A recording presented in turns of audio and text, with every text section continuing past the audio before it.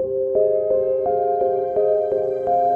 Poorna. Emerson Travel has been given a special opportunity to be one of the first to look at the view from the Shard, London's latest tourist attraction and also Europe's tallest building.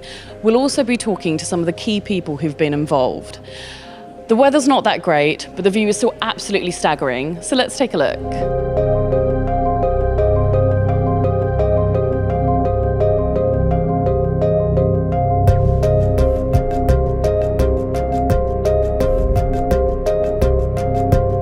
Talking about the attraction, what are the key highlights? I hear that there are amazing roofs in the lifts.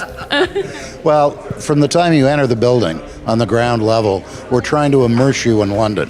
So you have videos of neighborhoods, you have a big video screen about the inspiration behind the building, the steeples and the masts and the Thames. You go through an area of great caricatures of wonderful characters that have made London what it is. The guests are actually put into a blimp where they're explorers and they're off to explore the view from the Shard. You come up in the lifts, and yes, there's media in the lifts that plays as you're going up. You're going to have 4 lift rides. You're going to have 2 up and 2 down because you change at level 33. So you have 4 different shows. You end up at level 68, which is a cloudscape.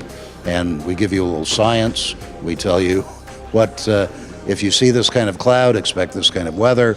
And then you're up to 69, where we are now, and it's a 360-degree view, the only place you can see all of London all at once. And there are telescopes to help you with the view. And then up at the next level, which is level 72, you're outdoors. It's an outdoor experience, and you can hear the city from 800 feet in the air. What's been the biggest challenge so far? I think the biggest challenge is just to get it open. I mean, we're in a building that is on an acre building site, and there are over 30 acres of building on top of it. It's one of the densest sites in the world, and getting materials in, and that's been the challenge. I mean, I've been very fortunate to get an amazing team from the top attractions in London to help with this, and they've made it much easier. But, the site, I think, itself is the most challenging. How do you make it an attraction where people feel like they're getting, their value for money, as well as just being really informative and being part of the city's landscape? That's a very good question, and I think the most important step is that the client is brave enough to realise that they want this to be a premium attraction.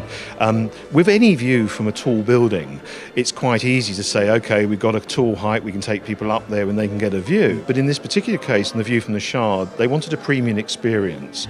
So they decided that rather than just taking the money, giving a ticket, putting you in the lifts and taking you to the top, and then trying to push you out again to increase the flow of people, that they wanted to add value. They wanted to add value to the attraction.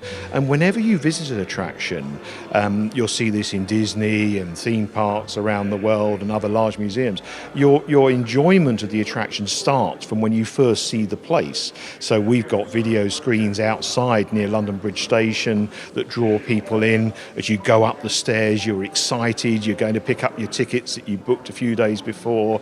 We've got a large video screen there to entertain and show some of the inspiration behind the building. So we'll show the spires in London and the sails on the Thames that really inspired Renzo Piano to come up with the shape of the Shard. At the very beginning, we obviously looked at references. References are very important to us to, for example, how an object stands on the skyline. How could it, we looked at masts of ships. Down here we have the Pool of London, which used to have these masts, and they're elegant structures against the sky, and that was certainly one of the references we looked at. And developing, looking at paintings, Dazzle paintings, the Monet paintings of Big Ben, they all came in and just as ideas, and then we sketches, models, work up design. And the design of it has really divided opinion in London. There are some who are absolute fans of it, obviously including ourselves, and then there are some who aren't quite sure how it fits in with the general look of London. Do you have any response to that? I think it's a good thing. If people are unanimous, there's something wrong. It's either it's dull or it's there's something wrong. So the fact that it divides opinion, it certainly doesn't bother me.